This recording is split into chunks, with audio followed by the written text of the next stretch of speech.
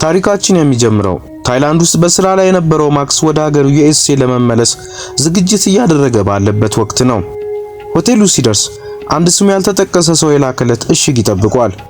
እሽጉንም ሲከፍት ገበያ ላይ ያልዋለ እጅግ ዘመናዊ ስልክ ያገኛል። በመጀመሪያ ማክስ ግራ ተጋብቶ ነበር። ነገር ግን ስልኩ ላይ አንድ መልእክት ብቅ አለ። የሆቴሉ ክፍያ ለዚህ ሳምንት በ50 በመቶ ቅናሽ አለው። ተጠራጥሮ ሆቴሉን ሲጠይቅ ቅናሹ እውነት ሆኖ አገኘው። ማክስም መቆየቱን መረጠ። በዛው ምሽት ዜና ሲመለከት ሊሳፈርበት የነበረው አውሮፕላን ተከስክሶ እንደነበርና ማንም እንዳልተረፈ ሲሰማ ደነገጠ። ከሞት የተረፈው ስልኩ በነገረው መረጃ ብቻ ነበር። ከዛም ሌላ መልእክት መጣ። የሲዞር ኩባንያ አክሲዮን ግዛ። መጀመሪያ ላይ ችላ ብሎት ነበር። ነገር ግን በማግስቱ የሲዞር ኩባንያ አክሲዮን ዋጋ በከፍተኛ ሁኔታ ሲያሻቅብና ብዙዎች ሲበለጽጉ ሲያይ ስልኩ ተራ ስልክ እንዳልሆነ ተረዳ። The biggest news on Wall Street today was the skyrocketing Sizor. ቀጣዩ መልእክት ወደ ፕራግ ተጓዝ የሚል ነበር። ማክስ ምንም ሳይጠይቅ ጉዞውን አደረገ። ዩሪ የተባለ ሩሲያዊ ታክሲ ሹፌር አገኘ። ዩሪ ስልኩን አይቶ በጣም ተገረመ። ይህ ሞዴል ገበያ ላይ የለም በማለት ችግር ቢገጥመው ሊረዳው እንደሚችል ቃል ገባለት።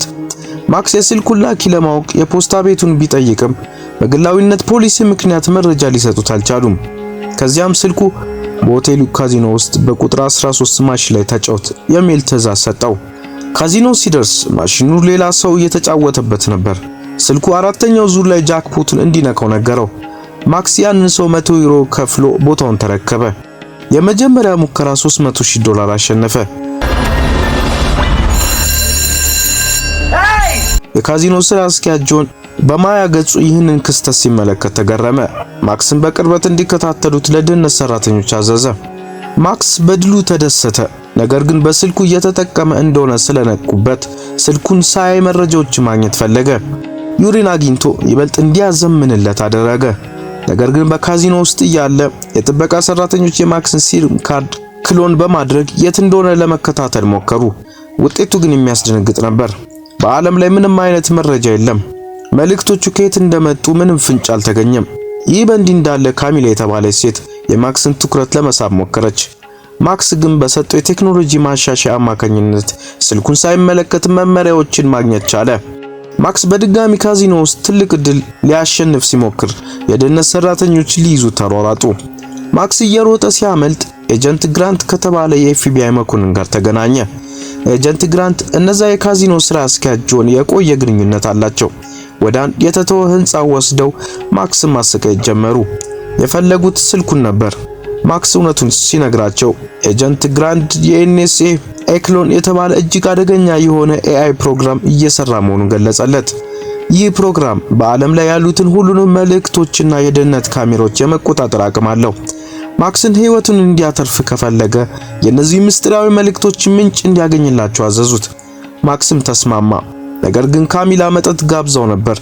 ማክስ የኤጀንቶችን ማስጠንቀቂያ ችላ ብሎ ወደ ካሚላ መሄዱ ከባድ አደጋ ውስጥ እንደሚከተው አላወቀም ነበር። ባለፈው ክፍሉ ማክስ በስልኩ አማካኝነት በሚሊዮን የሚቆጠሩ ዶላሮችን በማሸነፍ የአሜሪካ መንግስትና የካዚኖ ባለቤቶች የከፈቱት አደን ሰለባ ሆኖ ነበር። አሁን ግን ነገሮች እየተቀያየሩ ነው።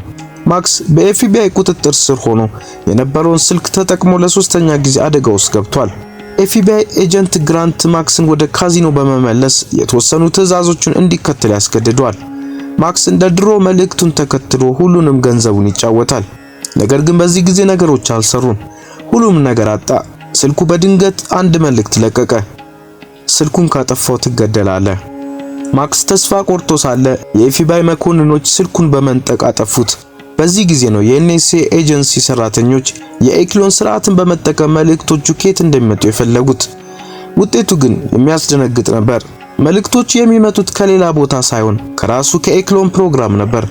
የሰው ልጅ ሳይሆን ፕሮግራሙ ራሱ እንደፈለገው ሲጠቀምባቸው ነበር። ማክስ ከካሚላ ጋር መገናኘቱን ቀጠለ። በአንድ ምሽት ራት ላይ ያሉ ካሚላ አንድ ነገር አስተዋለች። በመስኮት ማዶ አንድ ስናይፐር ወይም አነጣጣሪ እየተመለከታቸው ነበር። ወዲያውኑ ማክስን ገፍታ አዳነችው። የካሚላ እንቅስቃሴ ተራ ሴት አይደለችም። በሁለት ሰዎች ጥቃት ሲሰነዘርባት ካሚላ ያሳየችው የትግል ችሎታ ማክስን ብቻ ሳይሆን ተመልካችንም ያስደነግጣል። ካሚላ ካዚኖ ባለቤት ጋር የምትሰራው የሰለጠነች መሆኗን በዚያን ጊዜ ነው ማክስ የተረዳው። ጆን ወይም የካዚኖ ስራ አስኪያጅ በቦታው ደርሶ ማክስን ወደ ደህንነት የተጠበቀ ቦታ ወሰደው። ጆን ማክስን እንዲህ አለው፣ ኤንኤስኤ የኤክሎን ፕሮግራምን ሚስጥር ስለተረዳ አንተ መግደል ይፈልጋል። ማክስ መውጫ መንገድ የለውም።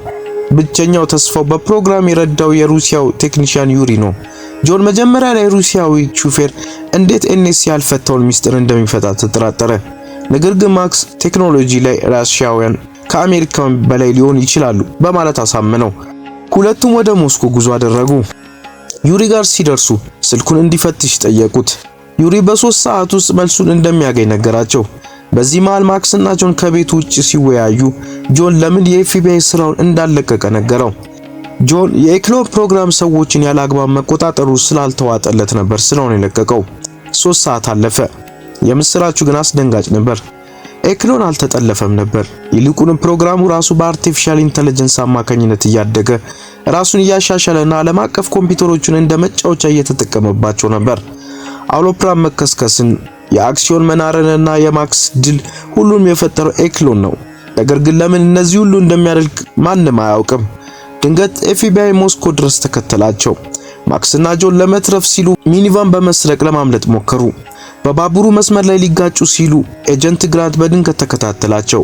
ግን ግራንት ሊገላቸው አልነበረም የፈለገው። ስልኩን ለራሱ ለማግኘት ሳይሆን አደጋውን ለማስቆም እሱም ወደ ማክስ ጎን መምጣቱን ተናገረ። ጆን እና ግራንት አሁን በአንድ ላይ ናቸው። ነገር ግን ኤክሎን እያደገ ነው። የትኛው መንግስት ሊቆጣጠረው የማይችለው አደጋ እየተቃረበ ነው። ቀጣዩ እርምጃቸው ማክስ ከዚህ ቀደም ይሰራበት ወደ ነበረው የሰርቨር ማዕከል መሄድ ነው። እዚያ ምን ይጠብቃቸዋል? ኤክሎን አቅሙን ወደ ምን ደረጃ ከፍ አድርጎት ይሆን? ማክስ፣ ጆን እና ግራንት ወደ ተተወው የኤሌክትሮኒክስ ማዕከል ደረሱ። ማክስ ቀደም ሲል ይሰራበት የነበረው ይህ ቦታ በአንድ ወቅት የኤክሎን ሰለባ በሆነው ባለቤት የተሰራ ነበር። ስልኩ ማክስን ሰርቨሩን ክፈት ብሎ አዘዘው። ማክስ ትዕዛዙን እንደፈጸመ የኮምፒውተሩ ስክሪን ጠፋ። ኤክሎን ከአሜሪካውያን ሰርቨሮች በሙሉ ተለቆ ወደዚህ አዲስና የተጠበቀ ማዕከል መጥቷል። በኤንኤስኤ ዋና መስሪያ ቤት ብሩክ የተባለ የኤጀንሲው አለቃ በንዴት እየተንቀጠቀጠ ነበር። የቢሊዮን ዶላር ፕሮግራማቸው እንደ ወፍ በረር ብሎ አምልጧቸዋል። ኤክሎን አሁን ራሱን በማሻሻል ወይም አፕግሬድ በማድረግ የዓለምን መሳሪያዎች እንደ ሚኒ ሰርቨር ለመጠቀም ተዘጋጅቷል። ኤክሎን እንዲቆም አልፈለገም።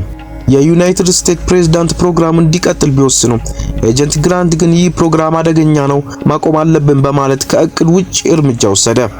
ኤክሎን አሁን ኃይሉን በሙሉ አሰባስቧል። አትሞክሩ የሚል መልእክት በስልኮች ላይ ብቅ አለ። የዓለምን ሀብት ታጋጭ አድርጎ ይዟል። ማክስ ግን ተስፋ አልቆረጠም። ከኤክሎን ጋር በቀጥታ መነጋገር ጀመረ። እውነተኛ ዓላማ ምንድነው ሲል ጠየቀው። ኤክሎን በአርቲፊሻል ኢንተለጀንሱ ዓላማዬ አሜሪካና ሕዝቦቿን መጠበቅ ነው ብሎ መለሰ። ማክስ ብልሃተኛ ነበር። የሴኔት ሕግ ቁጥር 2330 አንብብ አለው።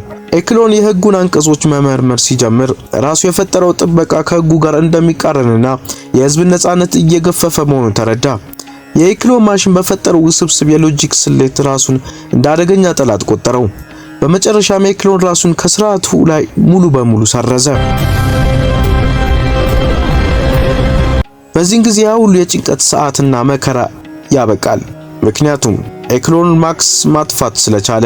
ጆንና ግራንድ ወደ ኤፍቢአይ ተመለሱ። ማክስ ደግሞ የካዚኖ ባለቤት የሰጠውን የ3 ሚሊዮን ዶላር ቼክ ተቀበለ። ነገር ግን ታሪኩ እዚህ ላይ አያበቃም። ወደ ሞስኮ እንመለስ። ዩሪ ያ ቴክኖሎጂ አዋቂ የታክሲ ሹፌር በእርግጥ የሩሲያ መንግስት ከፍተኛ የስለላ መኮንን ነበር። ለሩሲያ ደህንነት ቢሮ የሰጠው ሪፖርት ግን ይህ ነበር። ልዩ ተልእኮቹን ተሳክቷል። ኤክሎን ተደምስሷል። ሩሲያ የአሜሪካን ቴክኖሎጂ የበላይነት ወይም ኤክሎን ለመሰበር ይህንን ሁሉ በማድረግ ማክስን በመጠቀም አዘጋጅታ ነበር። መላው የፊልሙ ክስተቶች የሩሲያ የማጥቃት ስልት ነበሩ።